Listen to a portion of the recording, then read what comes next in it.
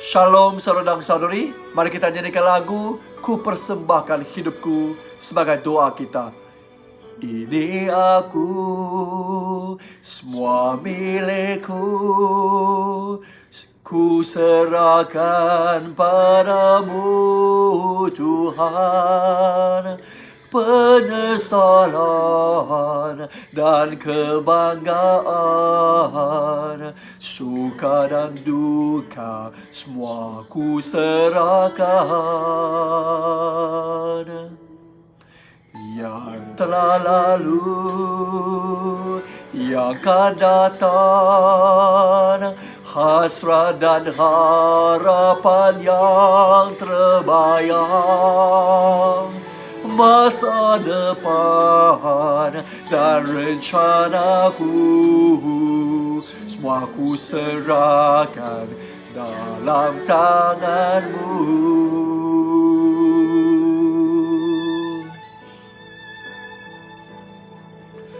Ku persembahkan hidupku kepadamu Tuhan.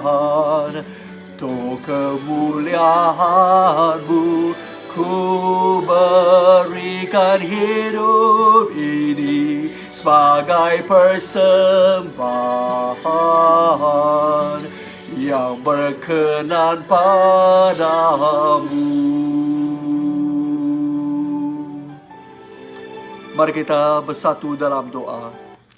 Ya Allah Bapa kami yang di syurga, kami bersyukur kerana Engkau terlalu baik kepada setiap kami. Pada setiap hari Bapa, Engkau mencurahkan kasih sayang-Mu yang tidak berkesudahan di atas kami Bapa. Dan kami boleh dikatakan kami ini tidak layak, tapi Engkau tetap memilih kami, Engkau tetap mengasihi kami Bapa. Dan biarkanlah pada hari ini kami mempersembahkan hidup kami sepanjang hari ini dalam tangan Tuhan Bapa. Biarkanlah Engkau memakai kami Bapa untuk memuliakan nama Tuhan Bapa. Berfirmanlah Bapa kepada kami pada pagi ini supaya kami tahu apa yang patut kami lakukan pada sepanjang hari ini Bapa. Dalam nama Yesus Kristus yang Maha Berkuasa kami berdoa. Amin. Saudara dan saudari, mari kita merenung daripada Mazmur 56 ayat 9 hingga 14. Engkau tahu betapa cemasnya hatiku. Engkau tahu betapa banyaknya air mataku. Bukankah semua itu tercatat di dalam kitab-Mu?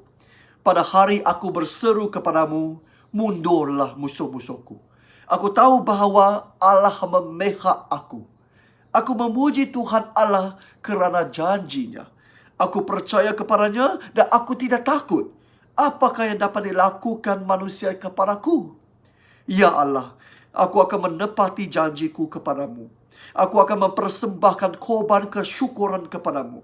Engkau telah menyelamatkan aku daripada kematian dan menjauhkan aku daripada kekalahan. Oleh itu, aku dapat hidup dalam perlindungan Allah, dalam cahaya yang menerangi semua yang hidup. Ya saudara dan saudari, Mazmur pada hari ini adalah ulasan daripada Daud sendiri tentang siapakah Allah, apa yang dilakukan oleh Allah, dan apa yang patut dia lakukan untuk membalasi tindakan Allah itu. Saudara dan saudari, di dalam ayat 9 sampai ayat 12 menceritakan tiga segi ataupun tiga perkara yang telah pun Allah lakukan untuk kita pada setiap hari saudara dan saudari. Nah, ayat 9 dia kata Allah tahu, ya. Allah tahu. Apa yang dia tahu saudara dan saudari? Engkau tahu betapa cemasnya hatiku. Engkau tahu betapa banyaknya air mataku. Bukankah semuanya itu telah tercatat di dalam kitab-Mu? Nah, saudara dan saudari, yang pertama, Allah tahu. Dia tahu segala penderitaan kita, segala emosi kita, segala perasaan kita, segala kesukacitaan kita pun, kemanisan kita, ataupun kepahitan kita, ataupun kesengsaraan kita, saudara dan saudari, kegelisahan kita. Semua dia tahu, saudara dan saudari. Bahkan di Matius bab 10 ayat 30 kata apa? Semua rambut yang ada di kepala kita juga sudah dia kirakan, saudara dan saudari. Dia tahu segala perkara tentang diri kita. Selalu kita boleh muram, kita mungkin mengadu. Tiada orang yang memahami kita, betul? Mungkin semua orang di sekitar kita tidak memahami kita. Ibu bapa tidak memahami kita, adik-beradik tidak memahami kita, bahkan kekasih tidak memahami kita, saudara dan saudari. Tetapi Allah pasti memahami setiap kita, saudara dan saudari, kerana dia telah pun mengalami dan melalui segala yang kita alami di bumi ini, saudara dan saudari. Dia telah pun datang di bumi selama 33 tahun dan dia melalui segala kegelisahan, kesedihan ataupun kepahitan, kesengsaraan di bumi ini, saudara dan saudari. Jadi dia tahu segala yang kita alami pada hari ini, saudara dan saudari. Itu suatu penghiburan yang cukup besar untuk kita. Allah tahu. Yang kedua, saudara dan saudari, Allah dengar. Apa yang dia dengar? Ayat 10. Pada hari aku berseru kepadamu, mundurlah musuh-musuhku. Aku tahu bahawa Allah memihak aku. Nah, saudara dan saudari, selain daripada Allah tahu, Allah juga dengar. Dia dengar segala doa kita, segala seruan kita. Saudara dan saudari, dia sanggup, saudara dan saudari. Dia sanggup mendekati kita. Dia sanggup memasang telinga dan mendengar segala seruan kita, saudara dan saudari. Bukan saja mendengar, saudara dan saudari. Dia akan cepat-cepat bertindak untuk membantu kita, untuk menolong kita, kerana dia memihak kepada kita. Nah, saudara dan saudari, ini seumpama kita sebagai ibu bapa. Sebagai ibu bapa, bila kita nampak anak kita sewaktu kecil, bila dia hampir terkena kereta air panas itu, kita akan cepat-cepat pelukkan dia supaya dia tidak terkena air panas. Betul? Bila kita nampak anak kita mungkin hampir terpijak sesuatu benda yang tajam, kita sudah nampak dan kita akan cepat-cepat angkatkan dia supaya dia tidak terpijak benda yang tajam itu. Betul? Saudara dan saudari, saya masih ingat waktu saya, bukan sudah kecil, waktu saya usia 17 tahun, Form 5. Saya selalu pergi gereja sampai pukul 10 lebih, pukul 11 kadang-kadang buat latihan. Jadi bapa saya bawa saya, ambil saya dari gereja pukul 11 malam. Dan bila saya sampai ke rumah, saya sudah hampir tidur. Dan saya sudah goyang-goyang. Dan mata saya pun kabur. Tidak nampak. Dah lah, mata saya sudah kecil. Tapi waktu itu sudah, sudah mengantuk dan saya tidak nampak jalan. Dan saudara dan saudari, kamu tahu apa berlaku? Di depan rumah, saudara dan saudari, saya terpijak dan masuk ke dalam longkang, saudara dan saudari. Saya anggap itu adalah jalan. Sebenarnya itu adalah longkang dan saya betul-betul terjatuh. Seluruh badan saya terendam di dalam air longkang, saudara dan saudari. Wow, bapa saya di depan itu. Kali pertama saya rasa begitu intim dengan bapa saya, saudara dan saudari. Dia cepat-cepat angkat saya walaupun mulut dia marah. Itulah, saya suruh kamu jangan pergi gereja. Hari-hari pergi gereja sampai malam. Tengok, nyawa kamu pun kamu tidak mau. Jatuh sudah ke dalam air longkang. Itu yang dia marah-marah. Tapi saya nampak dia secara pantasnya, dia bergerak, bertindak, mengangkat saya yang begitu berat 70 kilo dari air longkang. Nah, saudara dan saudari, inilah hati sebagai ibu bapa. Amin. Saudara dan saudari, bapa kita di syurga, dia bukan saja tahu, dia dengar segala seruan kita. Lepas dia dengar, dia secara pantasnya, cepatnya, dia bertindak untuk membantu kita kerana dia memihak kita. Amin. Saudara dan saudari, Allah tahu, Allah dengar. Dan yang ketiga, Allah pegang janji, saudara dan saudari. Ayat 11. Aku memuji Tuhan Allah kerana janjinya. Aku percaya kepadanya dan aku tidak takut. Apakah yang dapat dilakukan manusia kepadaku? Nah, saudara dan saudari, Allah memegang segala janjinya kepada kita. Apakah janji Tuhan, saudara dan saudari? Kalau dalam Alkitab, terlalu banyak janji-janji Allah, saudara dan saudari. Tapi tidak ada satu janji pun yang dikosongkan, saudara dan saudari. Semua perjanjian Allah akan dikotakan, akan dijadikan oleh Allah. Saudara dan saudari, sekurang-kurangnya betapa banyak kali Allah berjanji untuk apa? Membela kita, melindungi kita, menolong kita, menopang kita, memelihara kita, menyelamatkan kita. Amin. Saudara dan saudari, adakah Allah memegang janji ini di atas kamu, saudara dan saudari? Adakah Allah membela kamu? Adakah Allah melindungi kamu? Adakah Allah menolong kamu? Adakah Allah menopang kamu? Adakah Allah menyelamatkan kamu, saudara dan saudari? Saya yakin di setiap kita memang mengalami Allah yang pegang janji dan menunaikan janji, saudara dan saudari. Itulah, saudara dan saudari, walaupun suatu hari mungkin kita rasa Allah tidak menjaga kita sehingga kita mati. Kalau kita terpaksa mati pun, saudara dan saudari, Allah juga pegang janji di mana Dia akan memeluk kita di dalam pangkuannya. Dan kita akan berada di sisinya setiap waktu, setiap masa. Dan kita akan mendapat segala perjanjian yang ada di syurga. Amin.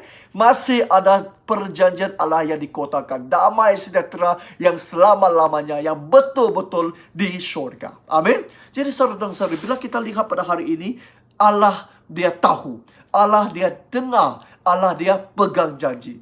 Jadi bagi saya boleh katakan, God is so good. Saya masih ingat suatu lagu sekolah minggu ya. God is so good, God is so good, God is so good, He's so good to me. Saudara dan saudari, ya, Allah betapa baik kepada setiap kita pada setiap masa, setiap waktu. Amin. Saudara dan saudari, oleh itu, apakah yang patut kita lakukan untuk Tuhan? Ayat 13 dan ayat 14 menceritakan dua tindakan Daud untuk membalasi kasih sayang ataupun kebaikan Allah. Yang pertama, saudara dan saudari, di ayat 13, ya Allah, aku akan menepati janjiku kepadamu. Aku akan mempersembahkan korban kesyukuran kepadamu. Nah, saudara dan saudari, tingkah laku pertama, Daud kata dia akan mempersembahkan korban kesyukuran. Ya, kalau kita baca Mazmur, kalau kita baca raja-raja dan sebagainya, kita tahu ini Raja Daud selalu dia membuat satu mesbah untuk mempersembahkan korban kepada Allah sebagai tanda penghargaan dan kesyukuran kepada Allah. Saudara dan saudari, jadi ini juga mengingatkan kita, setelah kita mengalami God is so good, God is so good, God is so good, He's so good to me. Kalau kita betul-betul mengalami, wow, Allah begitu baik, begitu baik, begitu baik kepada saya, jadi kita akan mempersembahkan yang terbaik untuk Tuhan. Amin. Kita akan mempersembahkan wang yang diperlukan. Kita akan mempersembahkan wang yang banyak untuk Tuhan, saudara dan saudari. Dan kita akan mempersembahkan tenaga kita, bakat kita, masa kita untuk Tuhan tanpa mengadu. Kerana bila kita letih, ya, selalu kita letih, sibuk di gereja, kita patut fikir betapa baiknya Allah kepada kita. Allah tidak pernah komplain bahawa dia letih. Betul? Jadi saudara dan saudari, siapakah kita yang boleh komplain letih? Jadi patut kita mempersembahkan segala yang terbaik untuk Tuhan. Saudara dan saudari, hari ini apakah yang kamu persembahkan kepada Tuhan? Adakah kamu mempersembahkan wang yang sepatutnya kepada Tuhan? Adakah kamu mempersembahkan masa yang terbaik? Awal-awal pagi, adakah kamu bangun awal untuk mendekati Tuhan? Ataupun kamu memberikan masa kepada tidur, memberi masa kepada suami isteri, kepada anak-anak, tetapi Tuhan itu last, akhir sekali. Kalau ada masalah, boleh. Kalau tak ada masalah, sorry ya Tuhan. Saudara-saudari, Tuhan meletak kita di tempat yang paling utama. Dia mempedulikan setiap kita. Jadi patut kita memberikan masa yang terbaik, masa yang paling emas itu diberikan kepada Allah. Saudara dan saudari, selain itu, apa yang lagi kita perlu berikan kepada Tuhan? Ayat 14, dia kata, Engkau telah menyelamatkan aku daripada kematian dan menjatuhkan aku daripada kekalahan. Oleh itu, aku akan hidup dalam perlindungan Allah, dalam cahaya yang menerangi semua yang hidup.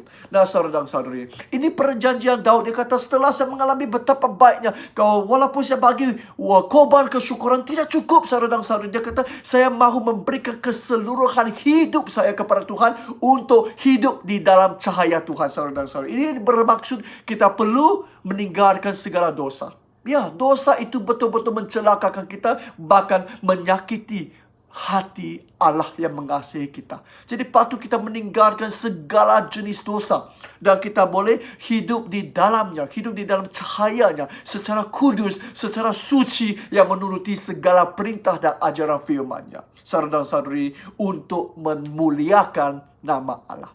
Supaya Allah rasa mulia, rasa bangga, rasa sombong kerana menjadi Allah kita. Amin. Jadi saudara dan saudari, adakah kita hidup menuruti Tuhan? Saya masih ingat seorang kawan kita, ya, bekas ketua Samseng di Sibu, Makasun.